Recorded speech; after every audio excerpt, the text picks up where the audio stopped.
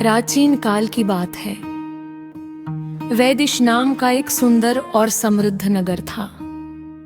उस नगर के राजा का नाम चित्रसेन था। राजा चित्रसेन न केवल पराक्रमी और न्यायप्रिय थे, बल्कि भगवान विष्णु के अनन्य भक्त भी थे। उनके राज में प्रजा सुखी थी, क्योंकि राजा स्वयं धर्म के मार्ग पर चलता था और दूसरों को भी उसी मार्ग पर चलने की प्रेरणा देता था। नगर के बाहर एक अत्यंत विशाल और हरा भरा आमल की आंवले का वृक्ष था।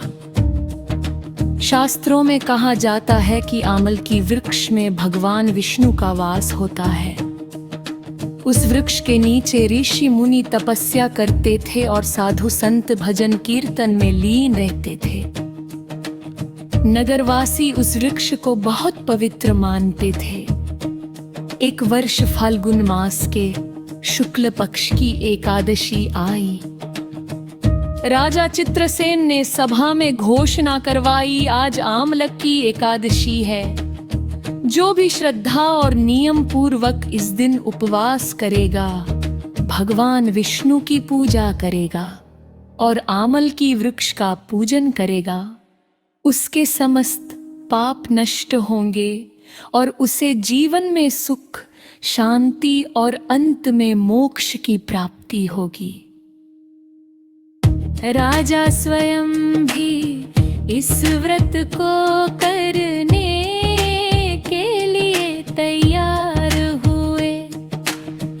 उन्होंने नगरवासियों के साथ मिलकर आमल की वृक्ष के नीचे दीप जलाए, पुष्प अर्पित किए,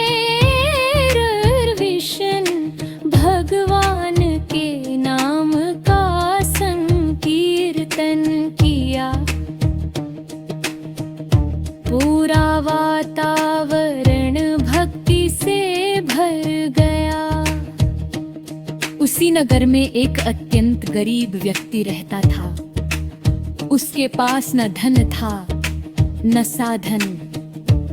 वह प्रतिदिन कठिन परिश्रम करता, फिर भी उसका जीवन दुखों से भरा रहता।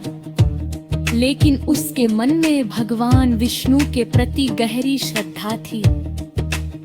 जब उसने आमलक की एकादशी के व्रत के बारे में सुना, तो उसने भी मन ही मन निश्चय किया,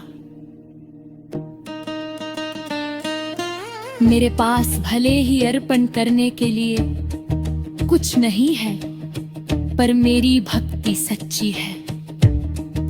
मैं भी आज व्रत रखूंगा।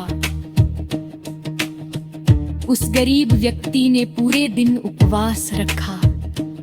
शाम को वह आमल की वृक्ष के पास पहुंचा। उसके पास न फल थे न फूल न दीपक। वह केवल वृक्ष के नीचे बैठकर भगवान विष्णु का नाम जपने लगा। उसकी आंखों से श्रद्धा के आंसू बहने लगे। उसकी निष्कपट भक्ति देखकर भगवान विष्णु अत्यंत प्रसन्न हुए। उसी रात राजा चित्रसेन और उस गरीब व्यक्ति दोनों को स्वप्न में भगवान विष्णु के दर्शन हुए। भगवान ने कहा,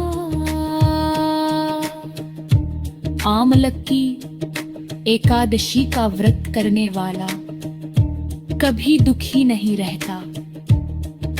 ये व्रत केवल बाहरी पूजा से नहीं, बल्कि सच्चे हृदय और श्रद्धा से पूर्ण होता है। कुछ ही समय बाद उस गरीब व्यक्ति का जीवन बदलने लगा। उसकी दरिद्रता दूर हो गई, रोग समाप्त हो गए और उसके घर में सुख शांति का वास हो गया। राजा चित्रसेन ने भी जीवन भर इस व्रत का पालन किया और अंत में भगवान विष्णु के धाम को प्राप्त हुए। श्री राम लक्ष्मी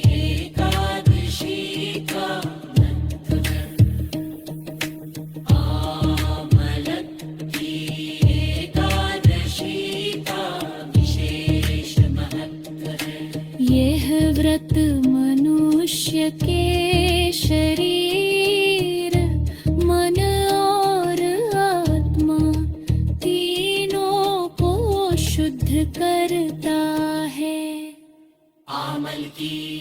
आमल की स्वास्थ्य और आयु का प्रतीक माना जाता है।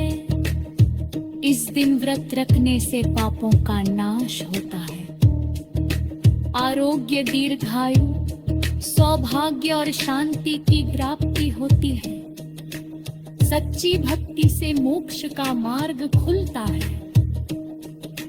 धद कथा से शिक्षा, इस कथा से हमें ये शिक्षा मिलती है कि भगवान को धन, आडंबर या बड़े आयोजन नहीं चाहिए। उन्हें चाहिए तो केवल सच्चा मन और अटूट श्रद्धा, जो भक्त निष्काम भाव से भगवान का स्मरण करता है।